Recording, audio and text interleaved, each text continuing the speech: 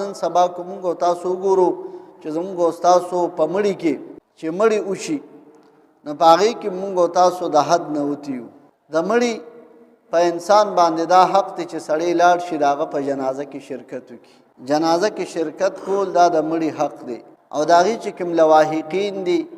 بال بچ پاتې دي، رونه پاتې دي، پلار دی، تره ماما رشته دار، لکه یو سړی جنازه کې تلي وي او جنازه وشي نو دویم حق پې د هغې هم دی چې د هغې سره میلو شي، هغې له حوصله ورکړي، هغې خوشحاله شي چېرې موږ له څوک راغلي دي. نو د جنازې نه پس که سړی د لواحقینو سره میلاویږي نو دا څه په ریا کې نه راځي، ښودنه کې نه راځي، نه دا د هغې حوصله زیاتوي چېرې موږ له یار دوست ملګري رشته داران دا موږ له راغلو نو هغې ته ځان ښودل دا هم څه ګناه نه ده.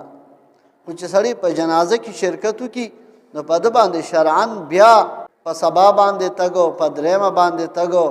دا په ده باندې ضروري نه دی. جنازه کې دم شرکت وکړي سره میلو شي تا خپل حق ادا کړ. اوس مونږ او تاسو په سبا باندې بمزو او بیا په درېیمه ورځ باندې خو مونږ او تاسو باقاعده یو رواج جوړ کړی دی چې په درېیمه ورځ باندې زو باقاعده د کور والې چا کره مړي شوي نو هغه خپل مړی او هغه غم ترې نه هېري، هغه سره دا غم وي چېرې په درېیمه ورځ باندې به روټۍ څه ورکوو. او داسې پروګرامونه او ارسم کړي وي چې غریب دی که مالداره دی د واده نه ښه روټۍ مونږ په مړي باندې ورکوو. کولډ ډرنکس پکې وي، دوه درې قسمه خوراکونه پکې وي، خوانچه نظام، باقاعده خلکو له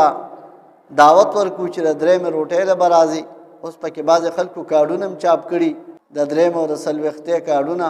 حالانکې چې موږ او تاسو وګورو معاشره کې نو دومره غربت دی نو یو غریب سړی چې هغه مالداره خلکو ته وګوري هغې په درېیمه باندې روټۍ ورکوي نو غریب خلک هم د مخ مروت او د شرم د وجې نه هغې هم بیا کوشش کوي چې موږ هم روټۍ ورکړو.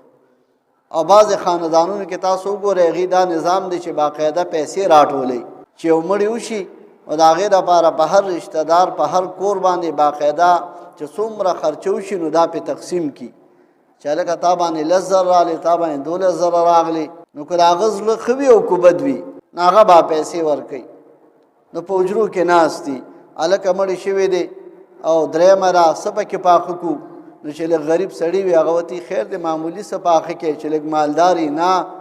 هغه د پلانکي پلار چې مړو مونږ دیګونه هم پخ کړي او ترکاري هم ورکړې وه ورسره کولډ ډرنکس هم نو دې مړي ته به سپک ګورې په ده باندې هم همداسې روټۍ ورکوو. نو د هر سړي کور کې چې بیا مړي وشي نو خاندان کې هغه وي چې بل کې ښه روټۍ ورکړې وه نو دې کې هم ورکړې. هغې حدیث شریف کې راځي پیغمبر علیه الصلاة والسلام فرمایي چې تاسو لپاره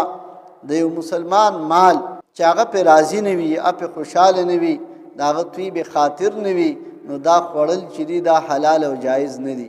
اوس که یو رشته دار سره پیسې شته و که نه نو چې کوم خاندانونو کې دا نظام دی نو هغې باقاعده پیسې راټولي او تا نو په زور علي په تا 10,000 رالي په تا 20,000 رالي. او یو کس راته ووي د علماو له پکار دی چې دا دې کار کې مخکې شي او دا بعضې رواجونه نو ما علما به تاسو ته په کوم کار کې مخکې کېږي. بس ټول زور چې راشي دا بیا اهل علم له راشي علماو له راشي او چې کله د مشورې وخت راشي نو بیا علما د نه هیر وي، د جوړې وخت راشي علما د نه هیر وي، د واده خادۍ وخت راشي علما د نه هیر وي او چې داسې موقع راشي به دا به صرف د اهل علم ذمه داري ده. یو کس راته وي یو مړي له لاړو په درېیمه ورځ باندې هغې خاندان خلکو ولا خیرات وکړو او ډېره ښه روټۍ ورکړه او زامن ډېر غریبانانو وي زه رشته دار وي چې زه کور ته لاړم ای دومره غریب و چې دوی په کور کې په کمرو کې دروازې نه وې لګېدلې، بس چوکاټ یې لګولی و د ور لګولو وسې نو او خاندان والے پلار یې مړ شو نو په هغه باندې وله د درېیمې روټۍ ورکړه. نو ما ورته وي چې د الله بندګانو تاسو دغه کول د هغې په ځای به هم د دې سره دا مدد کړی نو مونږ او تاسو د رشته دار خیال نه ساتو، د هغه تپوس نه کوو، خو چېرې بار خلک وګوري چې پلانکي ځای کې مړی شوي دی او دوی پې روټۍ ورکړه نو مونږ او تاسو اوس دغه رواجونه د درېیمې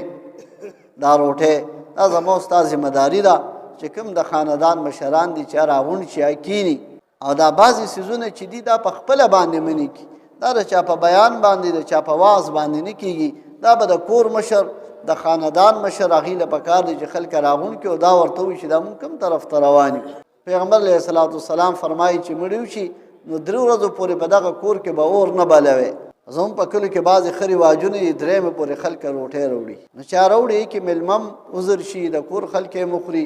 یو ځای کې مسله دا ده که یو ځای کې داسې وي چې یو مړی شوی دی او هلته ګاونډ هم نشته، هلته هوټل او د خوراک څښاک انتظام هم نشته، او تال یو میلمه راغله د روټۍ ټایم دی او بل څه درک نه لګي، نو بیا د مړي کور والم سره وړي شي. که بیا هغې له انتظام کړي نو وختي طور انتظام کولی شي. خو دا مونږ او تاسو چې په کوم رواج کې نن سبا لګیا یو او د درېیمې دا روټۍ مونږ څنګه ضروري کړې ده، نو مونږ او تاسو له پکار دي چې مونږ د دې نه ځان بچ کړو. الله تعالی زموږ ستاسو دا ناسته قبوله کړي او خدای پاک دې مونږ کې ښکلې صفات راولي. واخر دعوانا الحمدلله.